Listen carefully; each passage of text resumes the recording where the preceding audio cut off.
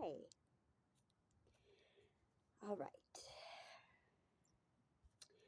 With the cost of living on the rise, it is understandable that many struggle to pay their bills.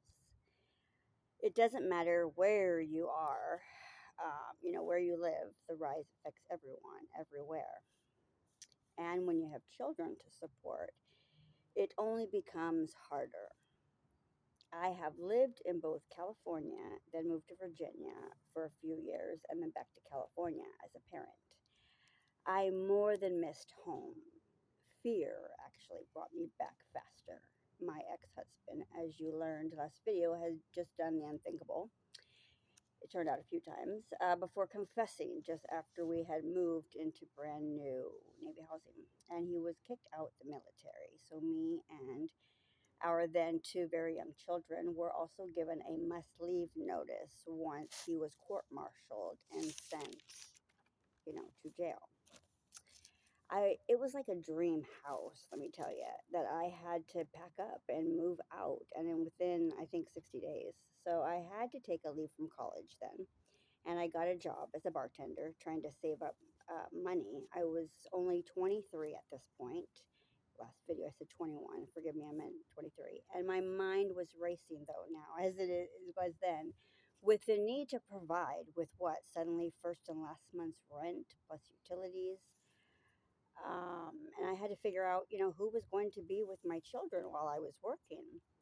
I was finding the money to be made at that time was at night while they were sleeping. I actually found two full time jobs. During the day, I worked at a car dealership, excuse me, in the customer service department, and then worked at a bar right next to the base that had a stage, even with costume dancing as well. My kids then were 2 and 6. I first looked to, my neighbors in the Navy housing cul-de-sac because, when I first got hired, but I knew that was temporary since I needed to move off base, right? He was the doorman at the bar I worked at, and his name was Mike. I thought he was strong and responsible.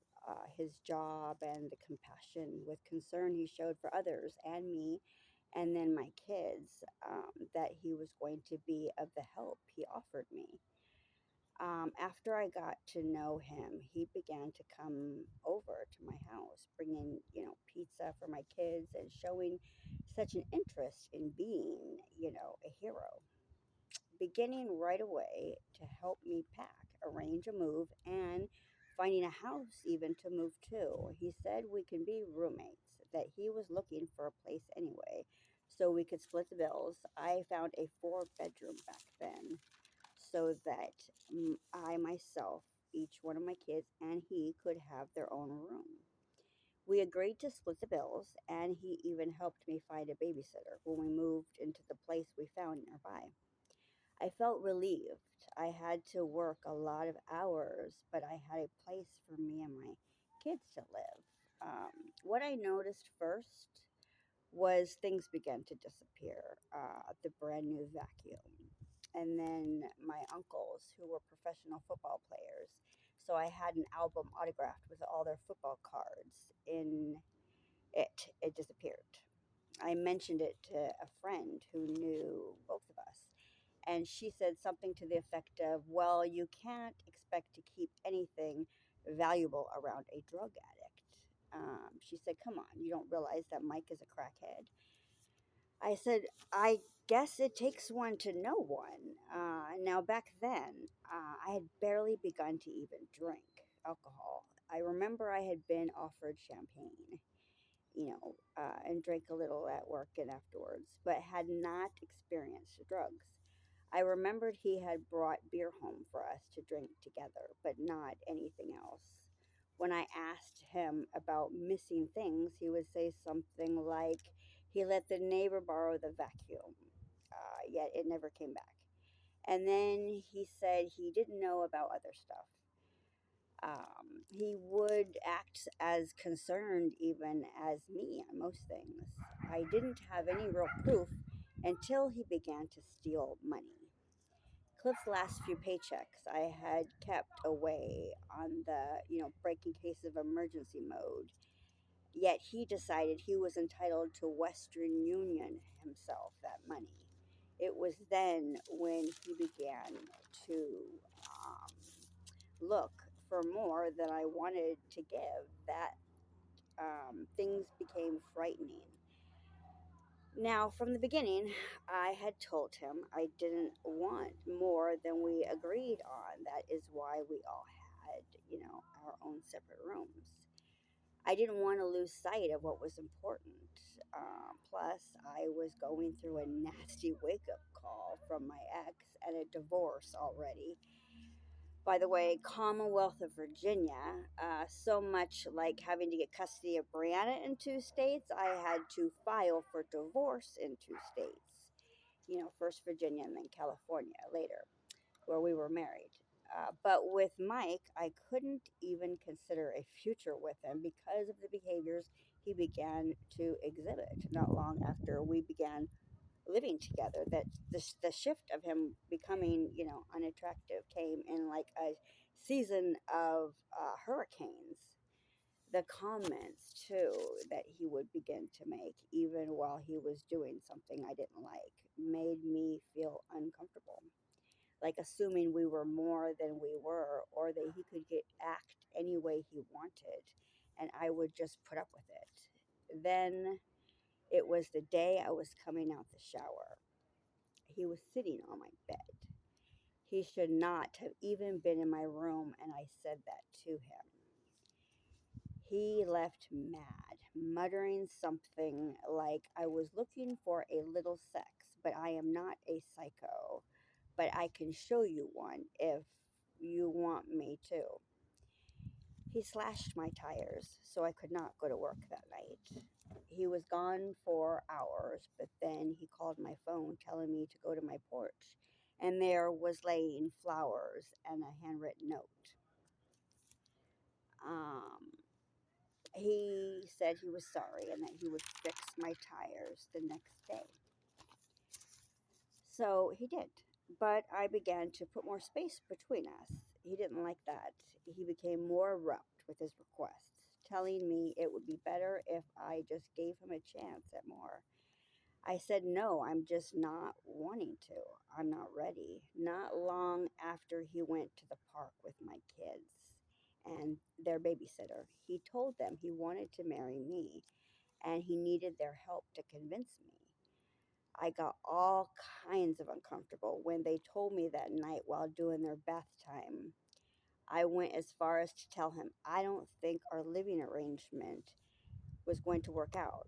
I said, you are taking things too far, especially with trying to collude my kids with manipulating them. He snapped. And at first he said, if you want me to be dangerous, then I will. Then he knocked out a window of my house. Later, he demanded to talk to me. I said no. I even locked the front door and said, please just leave me alone for a little while. I need to think. He got only more mad and smashed another window. This time it was the little one in the front door window, so he could reach in his hand into the and unlock, the door, then open it and come in. He came in grabbing me by the throat and slammed me up against the fridge. He did it hard enough that the paint can that was sitting on top of it um, tipped over, spilling paint on me and everywhere else. But the can hit actually him, and he let go, sort of dazed a little. Then he left. Um, the neighbors came over to check on me and helped me clean up the paint. He came back this time with a buddy, even in the passenger seat. Again, he began demanding, I come talk to him. Since I had several people nearby, I thought it was safe enough to approach the passenger side of the car to tell him, please just leave, that I didn't want to talk to him, and that I was ready to call the police. I will never forget. I was standing at the passenger side. The buddy that was with him had jumped out, leaving the passenger door open, and I was only there a moment.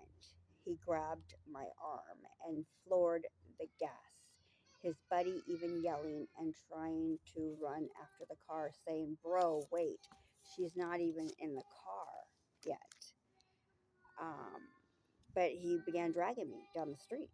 I was screaming, and time there was a lot of witnesses seeing this take place. Finally, he stopped suddenly, the car, yelling for me to get in, pulling me by my arm more. Then he gasped and he braked hard when I did. I hit the windshield, cracking it, making him more mad. I kept saying, "Let me out. I want to go home. I don't want to die." At some point, I was able to finally get away from him and get myself home when I then called the police. After all, the reports were done. Then came the arraignment.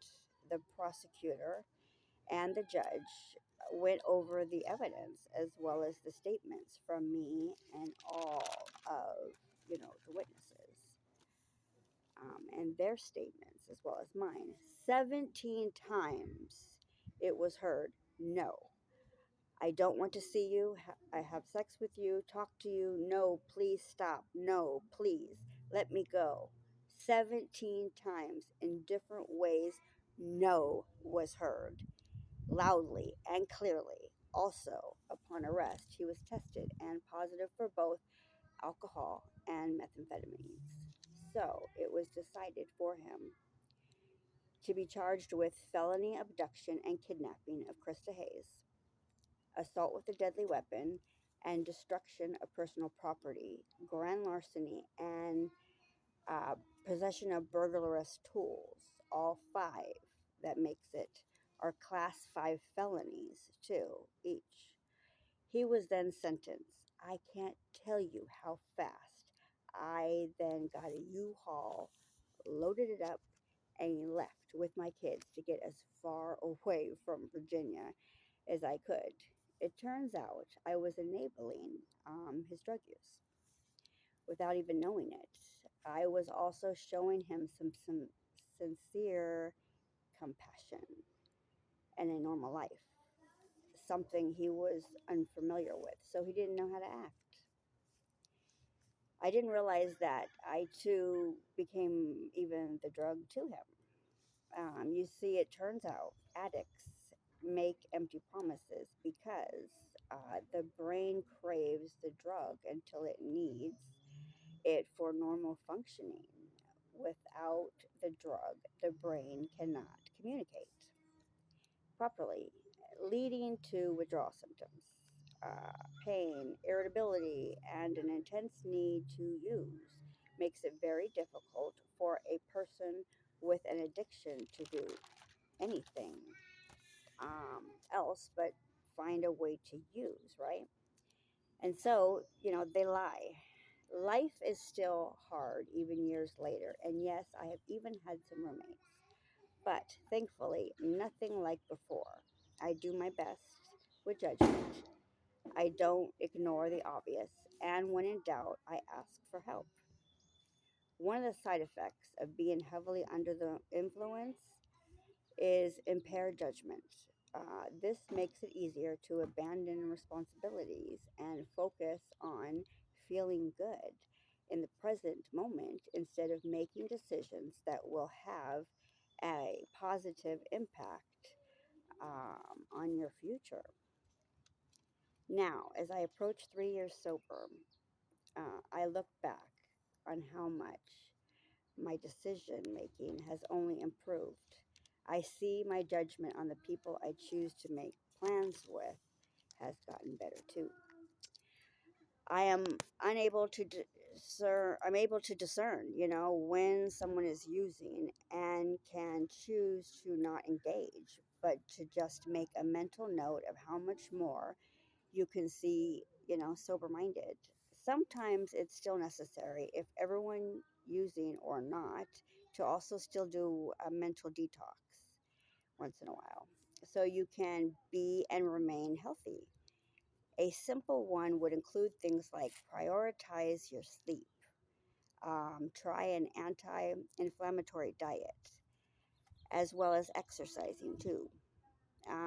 Also, minimize toxic exposure. Consider supplements minimize technology, spend time in nature and expand your healthy relationships. I also try to encourage others about the benefits of both therapy and support. Oh, and education too, right? Okay, guys. Thanks for listening. Talk to you guys soon, okay? Bye.